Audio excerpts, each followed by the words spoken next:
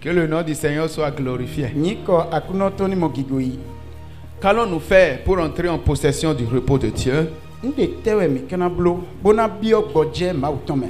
Cherchez l'Éternel pendant qu'il se trouve. Eni ba mavo die rien na bebu moye. Invoquez-le tandis qu'il est prêt. Eni do ahwayule wenui kuru besisome bo Et se dit amiti. que le méchant abandonne sa voie. Ero Que le méchant. Ero me dida ni jo alitondo. Bon, nous allons travailler un peu sur le méchant. Mina wa Que le zo méchant pededo me dida abandonne sa voie. ero me dida ni jo alitondo. Ici, cette lettre, c'est écrit pour le peuple d'Israël, pour les enfants de Dieu. Do fio wema elo ewunanu togun mauton ewunanu Israël et Saint-Filet. Alléluia. Amen. Mais nous constatons que dans ce message, on dit que le méchant abandonne sa voie. Dion noe mika mo wendo do welo e mauto togun ton me edo me didani jo alitondo. Et l'homme d'iniquité s'est pensé. Bon me yin blibli wato ni jo leniton ledo. Et qu'il retourne à l'Éternel qui aura pitié de Bon lui. leko wa mavo e na wa le bla ou ni yegon. Cela montre déjà que Dieu ne désire pas la souffrance pour les hommes. E ne o kede ko de kledo maudo veba nu betole we. Mais Dieu désire que tous les hommes retournent à lui. Dion mau bado betole bikwini leko bo agon imiton. Mais comment les hommes vont faire pour retourner à Dieu? Dion newe betole kana blogon. Lobona Nous allons leko voir wa que maugon. la parole de Dieu est très très importante pour chacun de nous. O mau edo taji desno ta Quand uno do Dieu dit proko que le méchant abandonne sa voie, Wenwe maudo medida ni jo alitondo. souvent quand on parle de méchant, Nu edo wewe nu edo medida les odo we. enfants de Dieu regardent ceux qui sont dehors. Mau vila yeno aze nu ku etondo me ko do ko C'est-à-dire taleji. ceux qui ne connaissent pas encore Dieu, On yeno lido me mautum mau alewe medida ou bien le. c'est la sorcière qui est dans sa maison qu'il voit comme le méchant, Allo azeta edo kwetongbe we enonze do mo ou bien medida le ona. sorcier qu'il voit comme un méchant. Allo azeto sunwe do kwetongbe ewe enonze so do me Mais ce didana. que Dieu nous dit, c'est plus profond. Dion. Parce que nous donne mieux mau kade ka siso ruga ce ene ododo. message, c'est pour les enfants de Dieu. To plon elo o e ma elo mau vile we e unana. La plupart du temps, Dieu parle à ses enfants et non ceux qui sont dehors. Bon azon gege onu mau ja kodo gbe no do honu viton le e Dieu- me do ko tale we no do hona. Dieu s'occupe de ses enfants. O mau no pe nu kun do viton le o. Parce qu'il sait que si ses enfants sont heureux, Do etun do nu do vie mi ton le do yona me on. ceux qui sont dehors vont venir aussi. Me do ko tale lo mo na wa. Mais si ses enfants ne sont pas heureux, Di onu do viton le makado yona me on. comment ceux qui sont dehors peuvent voir la gloire de Dieu se manifester pour venir vers Dieu? Newe mede de do ko tale ka siku mo gigo mauton do eso so le gondibona wa mau. C'est pour cela l'apôtre Paul, quand il parlait dans le livre de Romains 8, Ene wazon le bon message de Paul wa we nu do kodo do Roma le si we mata ton il ton. dit la création tout entière attend la révélation des fils de Dieu. Tale bikwi do te kon déclare vie mau. La création tout entière Mau ton le. attend la Et révélation donc des nous fils de dit Dieu. ta Bible bouté Les et do enfants de Dieu mau vile ton Doit révéler la gloire de Dieu. mau vile ye dona de gigo En mau fait, si on ton dit le. révéler la gloire de Dieu, Nous et ni de gigo mau ton le. nous sommes là, nous devons montrer ce que Dieu est en réalité. Et ben, La capacité de Dieu, la puissance de Dieu. Comment Dieu peut transformer toutes choses. Pour longtemps, pe ou ton newe mau karena dion bi bon et newe. Comment de rien Dieu peut amener quelqu'un à la perfection. Newe si nous vote tata me on mau kana de mede si fine bonanze. C'est pour cela qu'il dit de la poussière il retire le pauvre Et newe zomba ero si kogutu me mino de yatono ton si et du fumier l'indigent. le bonon de l'éclé les non si o reme. Et il les fait asseoir à la table des glands. Bonon zeye so ado Alléluia. tavo o dede do Et là où tu es ce matin, bon fier ade do fine je vais te dire quelque chose. na don denwe Dieu désire que tu sois à la table des grands. ma aussi julwendo ani no tavo no suda no le Alléluia. amen. Et si tu peux pratiquer sa parole, Bon nous do asiu ze oton wa walome tu on. peux marcher selon sa parole Nous do asiu disons li dile ma o et pa bon. écouter attentivement ce que je veux dire ce matin. Bon nous e do gbe wende njadi zanzan lo nous do asiu do to ganjiton. C'est sûr que ta vie sera transformée. Ami dans Alléluia. mais besanto e na Ce dio. qui fait que je dis que ta vie sera transformée. Nous kazon bo C'est que ndo besanto e na dio. La parole de Dieu ne change jamais. E wa ndo ma ho no ja. Ce que la parole de Dieu dit, Nous ma ho do. ça s'accomplit toujours. E no atiche me tegbe. Quel que soit ce que l'ennemi va faire, Nous kento. rien ne peut empêcher la parole de Dieu de s'accomplir. Ndo na blowe na bo chigbon debu nu debu si o glon ali nu ma ho ni do ni kon tiche me wa. Alléluia. Amen. C'est pour cela que Dieu dit que le méchant abandonne sa voix. Le méchant. Dieu est en train de parler à ses enfants. Que le méchant abandonne sa voix. Et l'homme d'iniquité ses pensées. Qui retourne à l'Éternel, qui aura pitié de lui. C'est pour dire, les enfants de Dieu prennent des décisions sans Dieu. Quand vous prenez des décisions sans Dieu, c'est Dieu vous voit comme un méchant. Parce que quand vous avez accepté Dieu comme votre Seigneur et Sauveur, pour Dieu, vous êtes rentré dans une alliance. Et vous avez le droit de marcher selon cette alliance. Et pourquoi Dieu traite ses enfants de méchants? Parce que les enfants de Dieu violent l'alliance. Quand on parle d'alliance, il y a beaucoup d'enfants de Dieu qui ne comprennent pas ce qu'on appelle alliance. Si c'est que vous comprenez réellement ce qu'on appelle alliance, votre vie de prière allait être transformée de peu.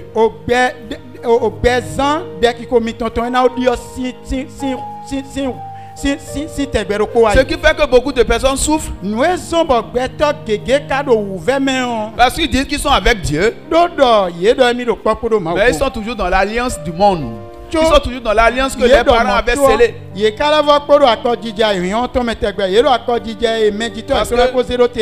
continuent de réfléchir comme ils étaient avant de venir à Dieu. Ils continuent de penser comme ils étaient avant de venir à Dieu. Il n'y a pas un changement. Ils sont toujours la même personne. Ils sont en train de violer l'alliance de Dieu. Ils ne respectent pas l'alliance de Dieu. Quand vous ne respectez pas l'alliance de Dieu, vous voulez ou pas, vous allez respecter l'alliance du diable. Alléluia. Dans l'alliance de Dieu, quand on parle d'alliance, vous allez voir qu'on parle d'alliance de mariage par exemple. La Bible dit l'alliance du mariage, toi et la femme, vous devenez un.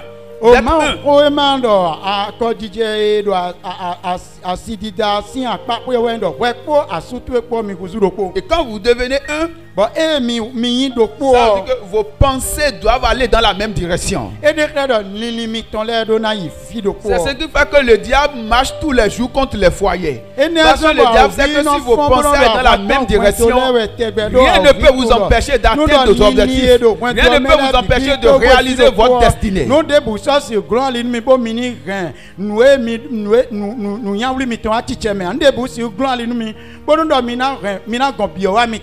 Mais le diable maîtrise bien ce qu'on appelle l'alliance. C'est pour cela que dans les foyers, les pensées sont diamétralement opposées. Et ce qui fait que les pensées sont diamétralement opposées, c'est parce que les pensées des hommes étaient diamétralement opposées à Dieu d'abord. Et comme les pensées s'opposent aux pensées de Dieu, les pensées aussi entre eux-mêmes ne peuvent pas s'entendre. Et le diable profite pour détruire beaucoup de choses dans les foyers. Le diable profite. Ça fait que beaucoup de personnes n'ont pas pu réaliser leur destinée parce que le diable a détruit leur foyer. Alléluia. Amen. Mais Dieu, notre Dieu, est le Dieu de restauration. Amen. Et si tu peux écouter la parole ce matin, je pense que la restauration est encore possible. Quand on parle de l'alliance, nous edo akɔdzidze oɖɔwɛ. L'alliance entre deux personnes. Akɔdzidze do mewe tɛntɛn. C'est une alliance qui montre que les deux personnes décident des choses ensemble. Akɔdzidze ne L'autre ne peut pas réagir sans l'avis de l'autre, du second. Et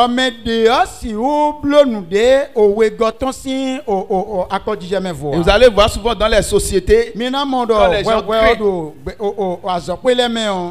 quand les gens créent des sociétés, les sociétés à responsabilité limitée, où il y a des actionnaires.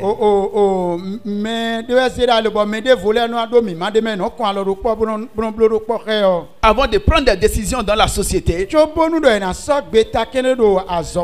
directeur doit toujours prendre l'avis des actionnaires.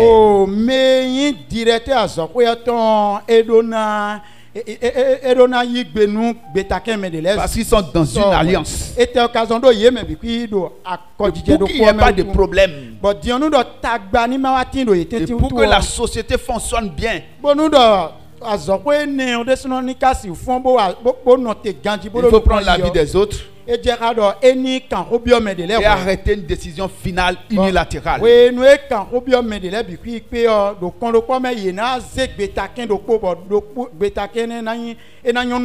Alléluia. Amen. Une décision est approuvée par tout le monde et cette décision, maintenant le DG peut l'appliquer. On peut penser que c'est lui qui est en train d'appliquer cette décision, mais c'est une décision qui a été arrêtée par les actionnaires. Comme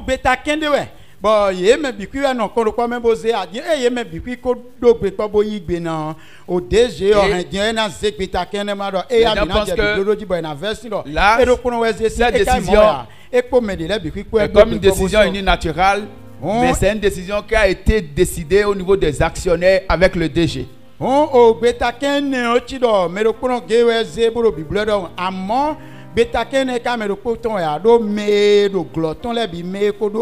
C'est cela que Dieu attend de nous.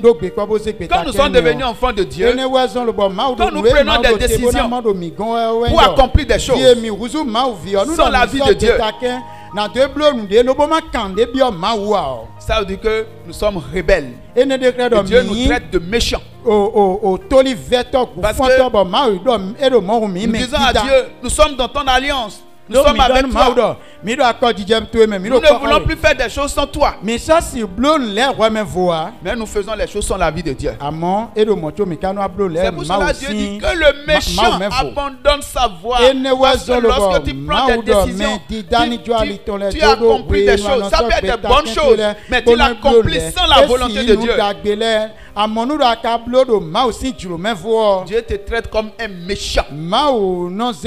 Alléluia. Il y a beaucoup de décisions que nous accomplissons nous-mêmes. Et nous voyons que ce sont des bonnes choses que nous réalisons, que nous faisons, mais qui ne sont pas dans la volonté de Dieu. Et tant que ces choses ne sont pas dans la volonté de Dieu, Dieu ne les approuve pas. Dieu nous traite comme des méchants. C'est pour cela aujourd'hui, le Seigneur t'appelle à changer de comportement. Dieu ne veut plus te voir comme un méchant.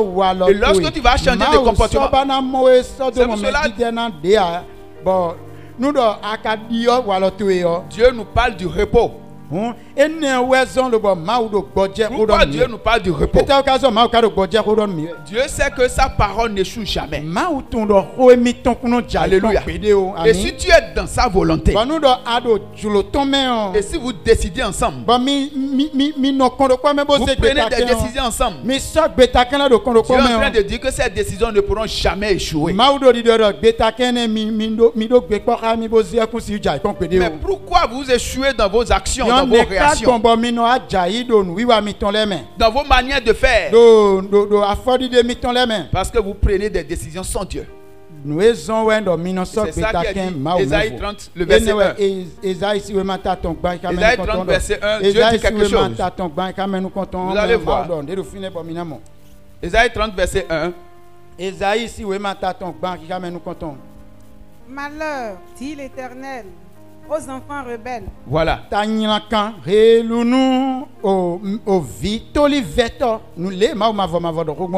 Qui prennent des résolutions sans moi. Ok, c'est bon. Malheur aux enfants rebelles, dit l'Éternel. Ils prennent des résolutions sans l'avis de Dieu. Ils prennent des décisions sans Dieu. Parce qu'ils se disent qu'ils sont autosuffisants.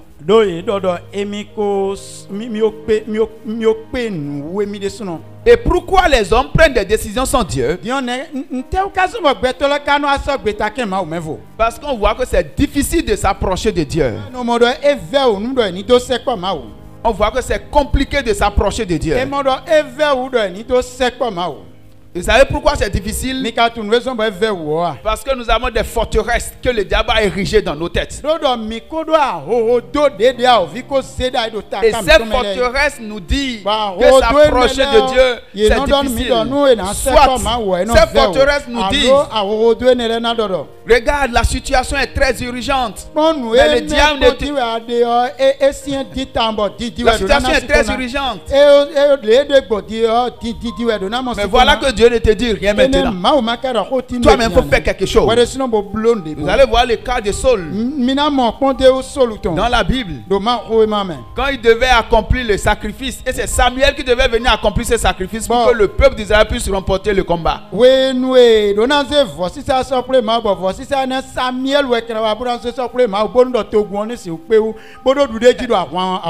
les Philistins sont en train de bouder. Ils sont en train de tirer partout. Le peuple d'Israël est où?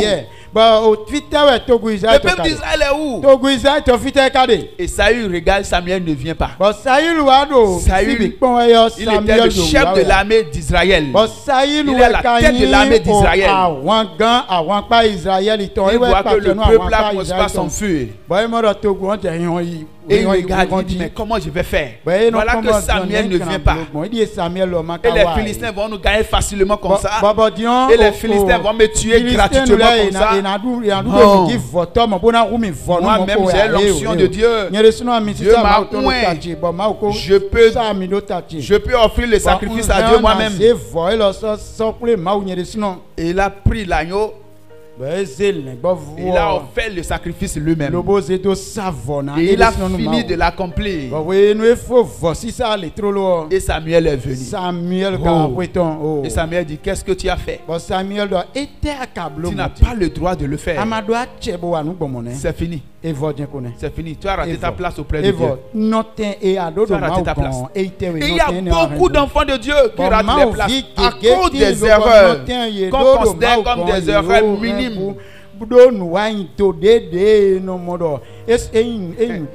Alléluia.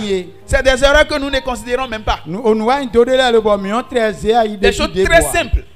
Et à cause de ces choses, nous ratons nos places auprès de Dieu. Comme Saül. Saül a raté sa place. Parce qu'il n'était pas destiné pour offrir l'Holocauste. Il n'était pas destiné pour offrir l'agneau. C'est Samuel qui était destiné pour le faire. C'est Samuel que Dieu a choisi. Mais il voit que Samuel était en retard. Samuel ne venait pas vite. Samuel tardait. Et si Samuel tardait un peu encore, les Philistins risquent de gagner le combat. C'est exactement ce que le diable fait avec nous aujourd'hui. C'est ce que le diable avait fait avec Saül. Et il a conduit Saül dans l'erreur. Exactement, le diable fait la même chose pour nous aujourd'hui. Au lieu que tu te patientes juste un peu, et tu vas bénéficier de la gloire de Dieu. Mais le diable va te dire, si tu ne fais pas vite, tu vas mourir maintenant. Si tu ne cours pas, tu vas mourir maintenant. Tu penses que Dieu veut dire quelque chose? Dieu ne veut rien dire. Toi-même, si tu ne fais pas quelque chose maintenant, tu vas voir comment tu vas mourir. Il faut vite faire. Si tu ne prends pas de décision pour régler quelque chose maintenant, tu vas souffrir inutilement. Mais je vais vous dire quelque chose. Dieu n'est jamais en retard. C'est nous les hommes, nous pensons que Dieu est en retard. Mais Dieu n'est jamais en retard. Et ce qui fait que nous pensons que Dieu est en retard, c'est parce que nous n'avons pas le tempérament pour chercher Dieu.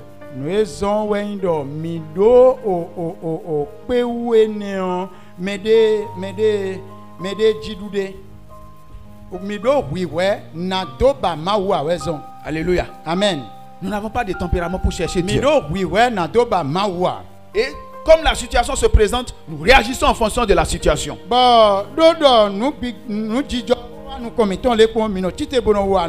Alléluia. Or, nous ne devons plus réagir en fonction de la situation, en fonction des problèmes qui s'opposent pour nous aujourd'hui. Mais nous devons consulter toujours celui avec qui nous sommes dans une alliance. Nous devons le consulter toujours. Mais lorsque nous prenons des décisions, nous réagissons sur la vie de celui avec qui nous sommes dans son alliance.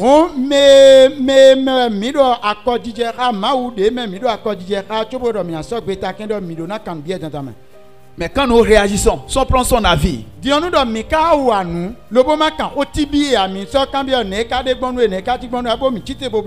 tombons toujours dans l'erreur. Et Dieu nous traite comme des méchants. Dieu nous voit comme des méchants. Pourquoi Dieu est en train de nous parler de cette manière aujourd'hui?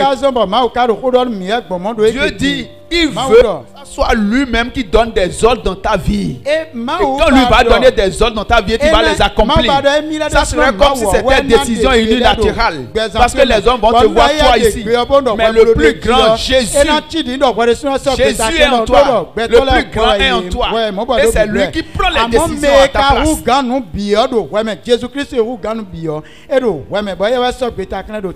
Lorsque tu vas communier avec lui, tu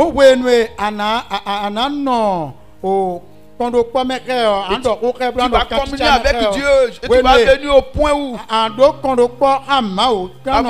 prendre des décisions, tu attends toujours la vie de Dieu. Avant de prendre des décisions, tu attends toujours son avis. Et c'est ce qui est difficile pour nous les hommes. C'est pour cela quand Dieu continue dans le verset 8, il a détaillé ce qu'il fait que il est en train de nous dire de retourner à lui. Ce qui fait qu'il nous dit de retourner à lui. Abandonnez vos voies. Retournez à moi. Retournez à moi. Moi j'aurai pitié de vous.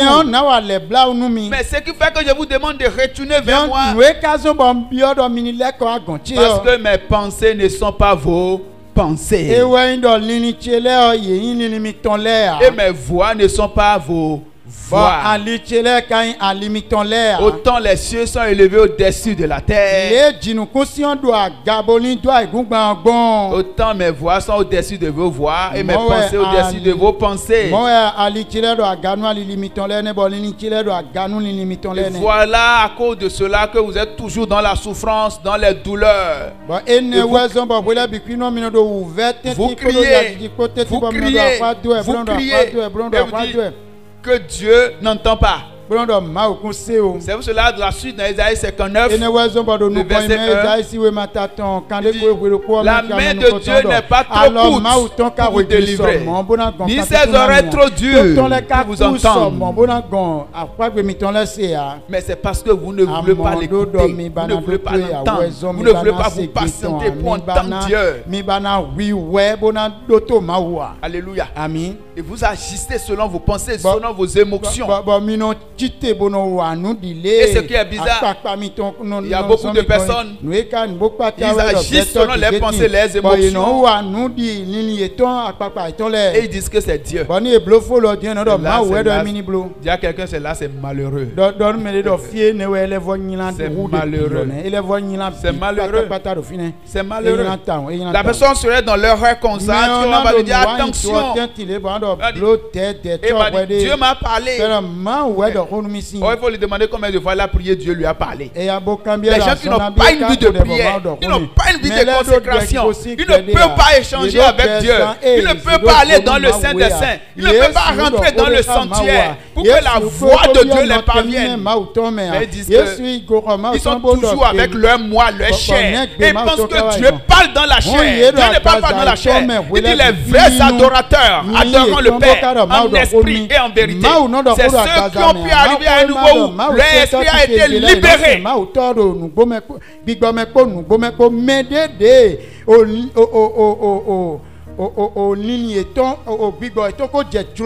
Alléluia.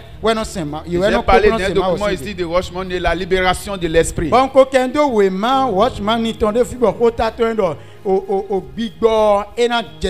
Alléluia. Amen. Tant que votre esprit est dans les cafouillages, mélangé avec l'âme, mélangé avec vos pensées, et vous pensez que Dieu vous parle. Dieu ne parle pas. Parce que c'est votre chair qui vous parle. Jésus dit la chair ne sert de rien. Mais c'est l'esprit qui vivifie. La chair conduit vers la mort. Mais l'esprit conduit vers la vie. Alléluia. Amen. Et la seule chose qu'il faut pour chacun de nous, pour que notre esprit soit actif et en contact avec Dieu, cherchez l'Éternel pendant qu'il se trouve. Cherchez l'Éternel pendant qu'il se trouve. Invoque-le tandis qu'il est prêt. Alléluia. Cherchez l'Éternel. Dans toutes les situations, il faut le chercher. Dans tous les problèmes, il faut le chercher. Quelle que soit la situation, quel que soit le problème, on peut dire, dans 2 heures du temps, si tu ne fais rien, tu vas mourir. Dis à la personne, même si je meurs, mon Dieu ressuscite les morts. Alléluia. Mon Dieu ressuscite les morts. Ou bien vous ne croyez pas. Romains 4, verset 17. Notre Dieu ressuscite même les morts. Mais ce qui fait que nous n'arrivons pas à se patienter pour entendre Dieu. Parce que nous voyons que si nous ne faisons rien, la mort va intervenir. Si je ne fais rien, la mort va intervenir. C'est pour cela que la mort a été engourdie dans la victoire. La seule chose qui vous fait peur, c'est la mort. C'est pas autre chose. Est-ce qu'il y a quelqu'un qui veut mourir maintenant? Quelqu'un ne veut pas mourir. Si la mort était physique, et la mort rentre dans cette salle ce matin, je pense que si on compte ceux qui vont rester, si la mort rentre, on m'a envoyé pour chercher quelqu'un ici ce matin. J'espère que beaucoup de personnes vont dire il faut que le pasteur seul attende là-bas aujourd'hui, on va voir comment il va lutter avec la mort. Mais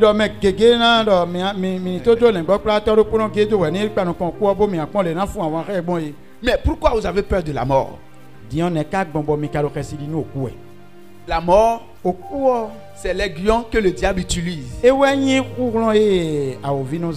Mais la vie, c'est Jésus que Dieu nous a donné. Alléluia. Amen. Et avec cette vie, la mort a été vaincue. C'est cela la Bible déclare. Ils l'ont vaincu à cause du sang de l'agneau. Il y a quelqu'un, la mort est vaincue par le sang de Jésus. La mort est vaincue par le sang de Jésus. Déclare-lui cela 3 fois. La mort est vaincue par le sang de Jésus. La mort est vaincue par le sang de Jésus. Alléluia. Amen. C'est la mort qui pousse les enfants de Dieu à ne pas écouter Dieu. Parce que c'est pour cela qu'on dit comme les enfants participent au sang et à la chair, Christ a également participé lui-même afin que par la mort il a anéanti celui qui a la puissance de la mort, c'est-à-dire le diable, qui délivra tous ceux qui par crainte de la mort étaient toute leur vie retenue dans la servitude. Alléluia. Sors de la servitude du diable. Parce que Jésus a payé le prix pour toi. Le diable nous a gardés en servitude au point où on n'a pas le temps de se patienter pour entendre Dieu. Même comme je suis en train de le dire, il y a certaines personnes, quand la situation se présente, ils auront l'idée de chercher Dieu. Ils vont sur leurs genoux, mais leurs pensées ne sont pas là. Leurs pensées sont toujours sur la situation, en train de chercher des solutions. Ils n'arrivent pas à se fixer sur Dieu pendant 5 minutes pour entendre quelque chose de Dieu. Mais leurs pensées sont errantes. Et du fait que leurs pensées sont errantes, même si Dieu parle, ils ne peuvent pas entendre. Parce qu'ils ne sont pas là. Ils sont en train de parler à Dieu, mais ils ne sont pas là. Ils sont ailleurs. Alléluia. C'est cela l'apôtre Paul dit que les pensées sont en captivité. Les pensées n'arrivent pas à se fixer sur Dieu pour obtenir quelque chose de Dieu. Alléluia. Les pensées sont en captivité. Les pensées sont dans l'errance.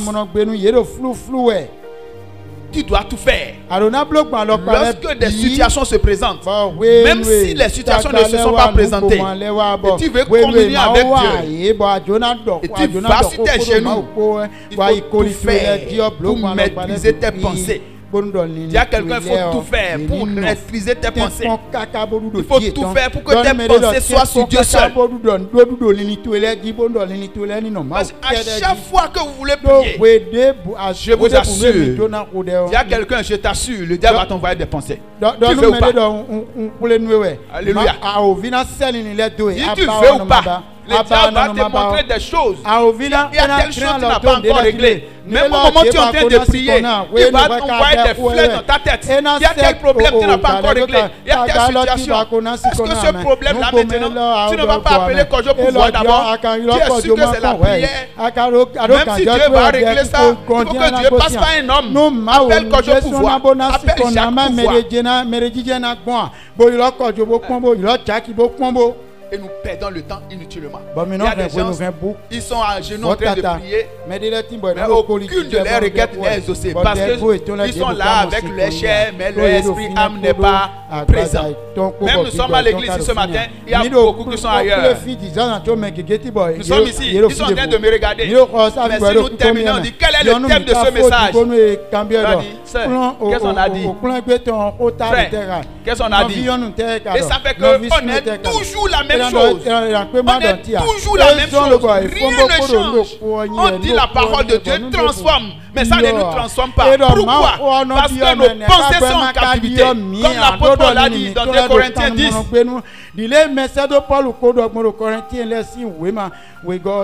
C'est pour cela les gens comme David, il a constaté ces choses au moment où il était sur cette terre. Il dit, mon âme bénis l'Éternel. Il oublie son âme à se soumettre à Dieu. Quand il constate, vous allez voir souvent dans les livres des psaumes, David dit, mon âme bénis l'Éternel. Parce qu'il a, à chaque fois quand il vient devant Dieu, l'âme commence par réfléchir ailleurs. Si des sujets, si des situations, il y a tel problème, tu n'as pas encore réglé. Il y a tel souci, tu n'as pas encore réglé. Il y a telle chose, et tu ne pourras plus bénéficier de Dieu. Tu ne pourras plus recevoir quelque chose de Dieu. Alléluia. C'est-à-dire, mon âme bénis l'Éternel. Que tout ce qui est en moi, bénis son Seigneur. C'est une manière de dire, mon âme, tu dois faire la volonté de Dieu maintenant. Tu peux parler à ton âme aussi. Dis à ceux qui tu peux parler à ton âme. Il faut lui dire des choses. Dis-lui, mon âme, soumets-toi à Dieu.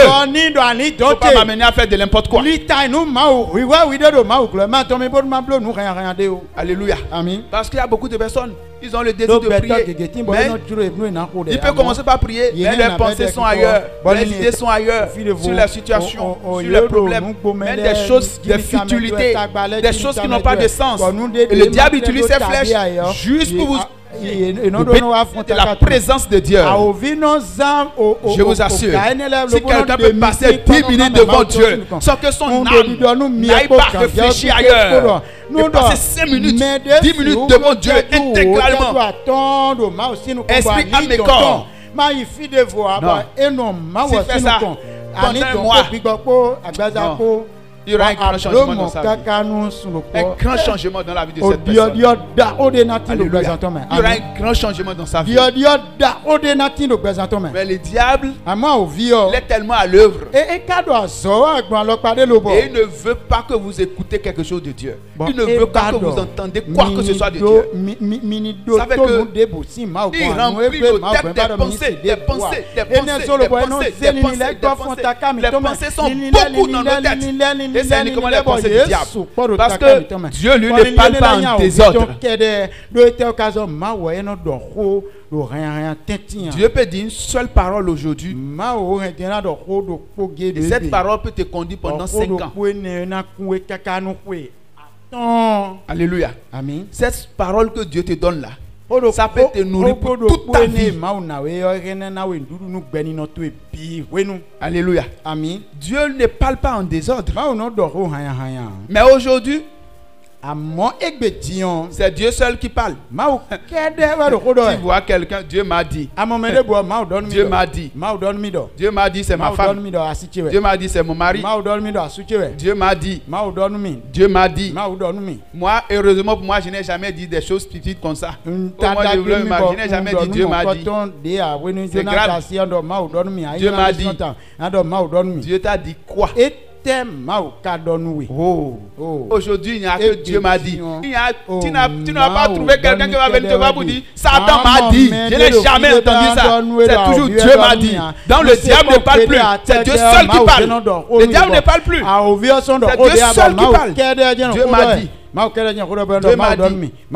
le diable a dit quoi finalement? Le diable ne dit rien. Donc le diable ne travaille plus. Le diable a croisé les bras. C'est Dieu seul qui travaille.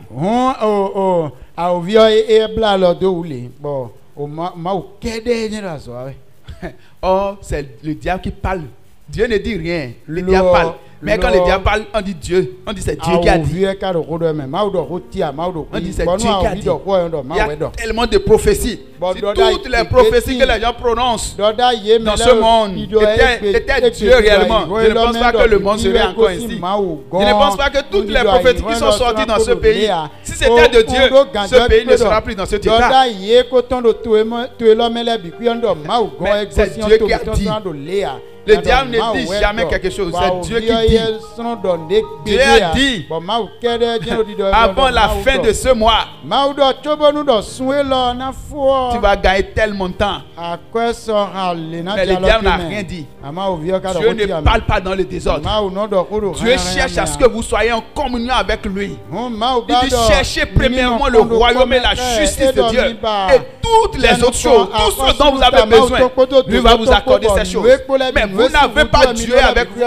Vous n'avez pas la plénitude de Dieu. Et vous dites Dieu a dit. Dieu ne dit rien. Dieu ne parle pas en l'air. Et Dieu ne parle pas à n'importe qui. Dieu parle à ceux qui s'approchent de lui. C'est pour cela que Dieu désire parler à tout le monde. Il désire que tous les enfants de Dieu s'approchent de lui. Alléluia. Amen. Mais quand tu vas commencer à entendre Dieu réellement, ça ne serait pas le diable. Tu es entré dans ton repos.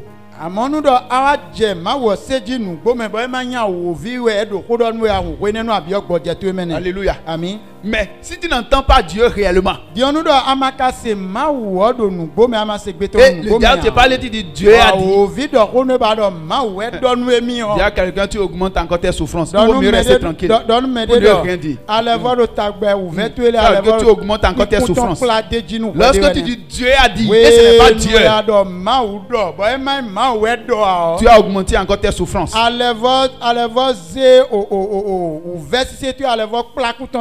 Alléluia. Amen. Donc pour éviter cela, cesse de dire Dieu m'a dit. Il faut être rassuré que Dieu t'a parlé. Parce que Dieu ne parle pas en l'air. Mais Dieu désire parler à tout le monde. Là où tu es, Dieu désire te parler. Dieu désire parler à tout le monde. Mais la seule condition pour que tu entendes Dieu, cherchez l'Éternel pendant qu'il se trouve. Invoquez-le tandis qu'il est prêt. Et que tu abandonnes tes voies mauvaises.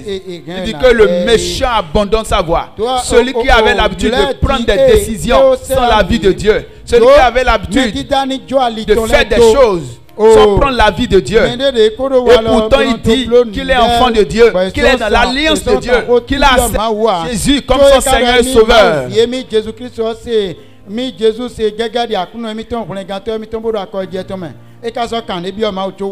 Dieu appelle cette personne le méchant. Il dit, maintenant Dieu veut te parler. Il te demande de le chercher, de l'invoquer et de cesser de prendre des décisions toi-même.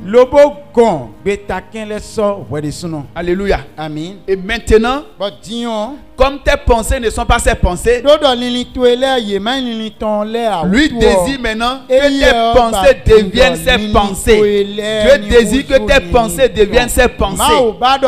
Et c'est ainsi que tu pourras entrer dans le repos de Dieu. Dieu désire que tes pensées deviennent ses pensées et que tes voix deviennent ses voix. Et la seule condition pour le faire, l'apôtre Paul a dit dans Romains 12, ne vous conformez pas au siècle présent, parce que le siècle présent, il prend des décisions sans la vie de Dieu. Il prend des engagements sans la vie de Dieu. Ils agissent sans la vie de Dieu. Ils font des choses sans la vie de Dieu. Il dit ne vous conformez pas au siècle présent, mais soyez transformés par le renouvellement de l'intelligence. Voilà. Qu'est-ce qui va transformer notre intelligence? Soyez transformés par le renouvellement de l'intelligence. Afin que vous discerniez quelle est la volonté de Dieu. Ce qui est bon, agréable et parfait. Ce qui va transformer notre intelligence. Qui va nous amener à discerner la volonté de Dieu pour ne plus accomplir la volonté du diable. Alléluia. Dis à quelqu'un, c'est la parole de Dieu. C'est la parole de Dieu. C'est la parole de Dieu qui va transformer notre intelligence. Nous avons besoin de la parole. Nous sommes en train de l'écouter ce matin. C'est que tu vas prendre des décisions toi-même, des engagements pour dire maintenant je ne veux plus faire quelque chose sans la vie de Dieu. Je veux entendre Dieu. Je ne veux plus que Dieu me classe parmi les rebelles. Il dit malheur aux enfants rebelles qui prennent des résolutions sans la vie de Dieu. Dans Ésaïe 30, le verset 1. Malheur aux enfants rebelles qui prennent des décisions sans la vie de Dieu. Alléluia. Tu dois dire ce matin, Dieu ne va plus me compter parmi les enfants rebelles. Alléluia. Dis à quelqu'un, je ne veux plus que Dieu te compte parmi les enfants rebelles.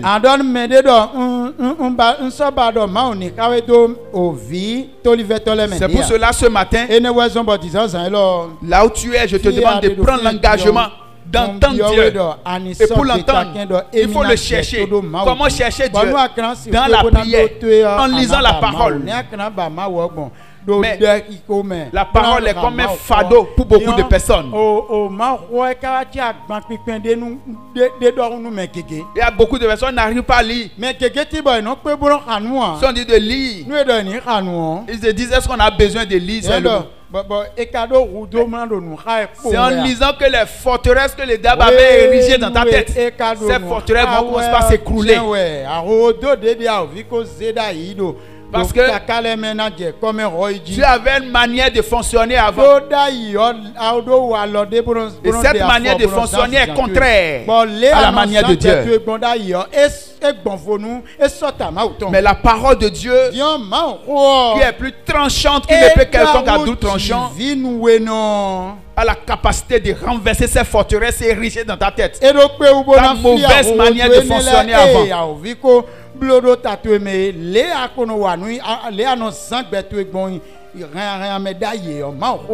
Et quand cette parole va détruire toutes ces forteresses,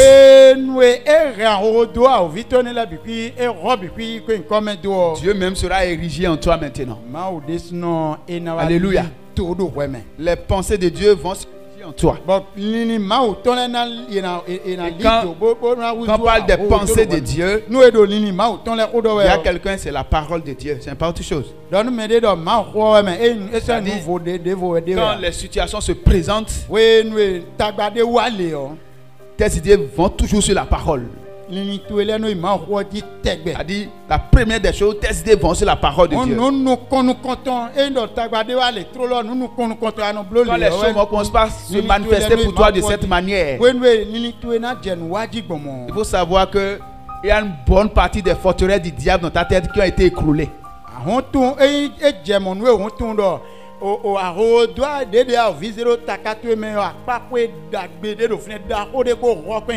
Alléluia. Amen. Mais souvent quand les situations se présentent, si nous réagissons comme les gens du monde, c'est que les forteresses du monde sont encore érigées dans nos têtes et c'est là, rien n'a changé encore. On a confessé Jésus, mais rien n'a été transformé.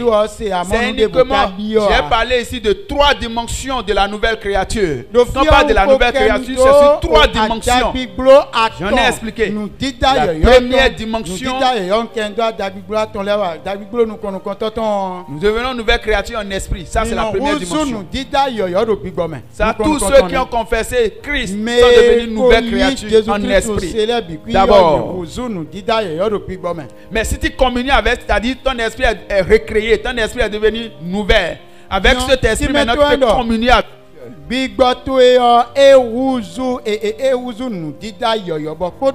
Avec le nouveau esprit que Dieu a créé en toi, tu peux communier avec Dieu maintenant. Tu peux communier avec Dieu. Et Dieu peut t'entendre. Et c'est dans cette communion maintenant, si tu évolues bien, ton âme aussi sera transformée. Et lorsque ton âme sera transformée, ça veut dire que tu es devenu une nouvelle créature au niveau de ton âme aussi. Ça, c'est la deuxième dimension. Alléluia.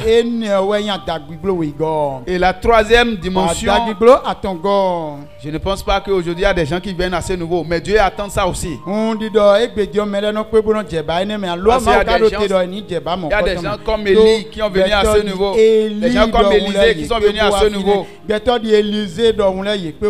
La troisième dimension est que ton corps a été transformé. Et ton corps ne pourra plus mourir. Alléluia. Ça veut dire que quand tu vas finir ici, tu vas rejoindre Dieu. Mais aujourd'hui, les gens disent, ils sont devenus une nouvelle créature. Et ils continuent de mentir. Ils continuent de voler. Ils continuent de dire de n'importe quoi.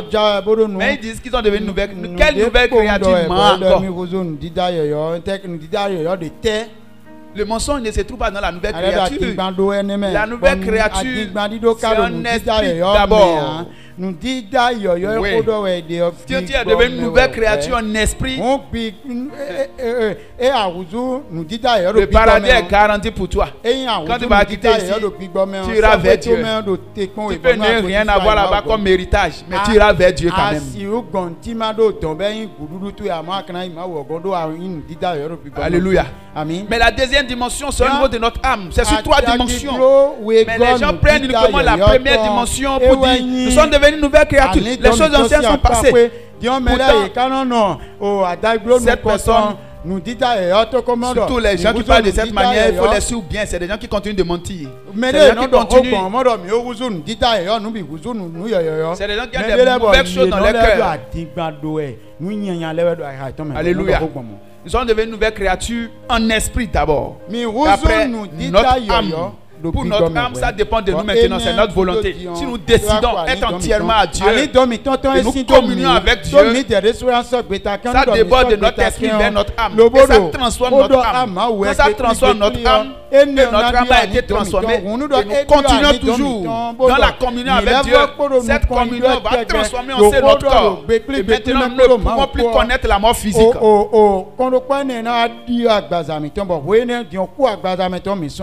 Les gens comme Élie n'ont pas connu la mort physique parce qu'ils étaient transformés sur les 3 dimensions. Il y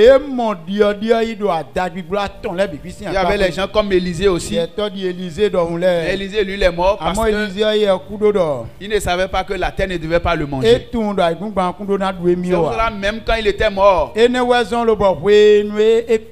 ses os sont réveillés encore un autre mort. Alléluia. On a jeté un mort sur ses os. Et le mort est ressuscité encore. Parce que l'onction de Dieu était toujours dans ses os. Il ne devait pas connaître la mort physique, mais par manque de connaissances. Alléluia. On l'a enterré. Et cela, Dieu a démontré que c'est quelqu'un qui ne devait pas mourir physiquement. Alléluia. Dieu attend que chacun de ses enfants rentre en possession du repos. Mais ce repos, c'est quoi au fait? Nous allons lire un passage dans Hébreu. Alléluia. C'est très important pour chacun de nous. Hébreu 4. Qu'est-ce que nous entendons par le repos de Dieu?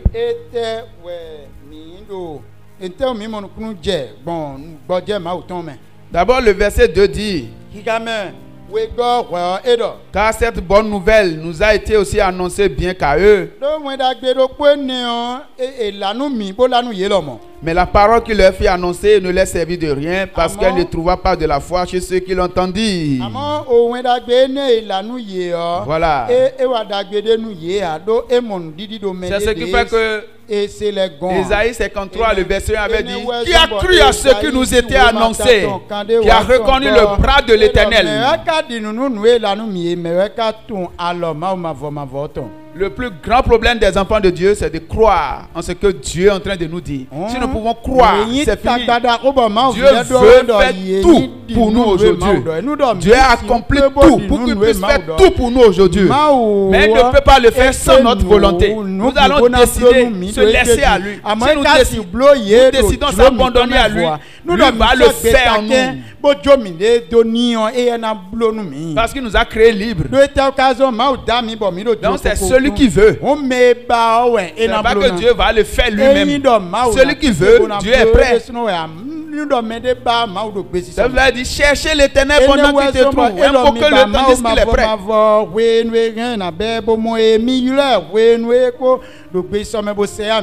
Alléluia. Amen. Regardez le repos que Dieu attend de nous. Si nous croyons en sa parole et nous obéissons à cette parole et nous décidons faire taire notre propre volonté, nous abandonnons nos propres volontés, nous abandonnons nos propres pensées, nous voulons que ça soit lui seul.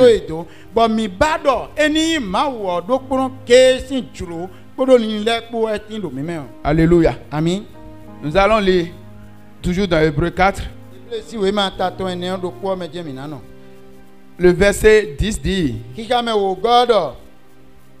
car celui qui entre dans le repos de Dieu se repose de ses œuvres. Voilà.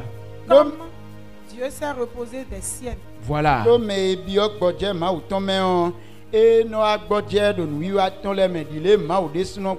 Voilà ce qu'on entend par le repos de Dieu. Car celui qui entre dans le repos de Dieu se repose de ses œuvres.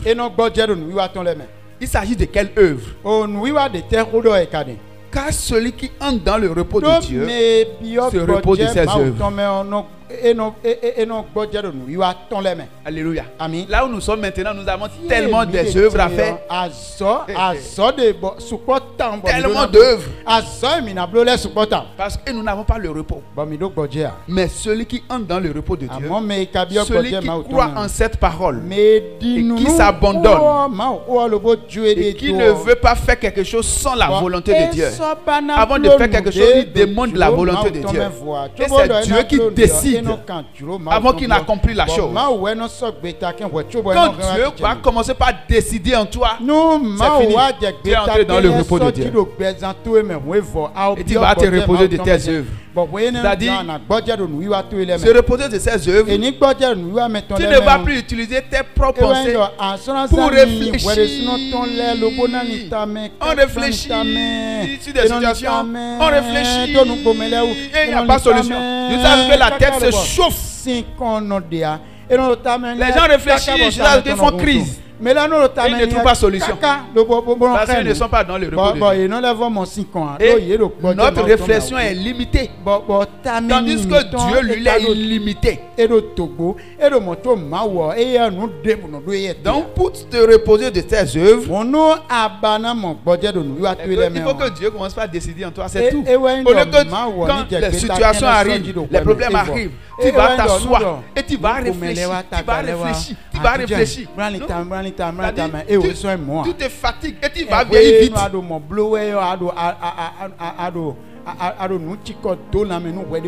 Et tu vas vieillir vite. Dieu désire que quand les situations se présentent, tu tournes ta face vers lui. Et la Bible déclare, quand on tourne les regards vers lui, on a le visage rayonnant de joie. On a le visage rayonnant de joie. La chose dont les hommes ont réfléchi, il n'y a pas de solution, tout est coincé, bloqué. Quand tu tournes vers Dieu, Dieu dit, oh, c'est ce qu'il fallait faire. Et c'est très simple. Les choses sont très simples. Tu n'as plus de tracasser.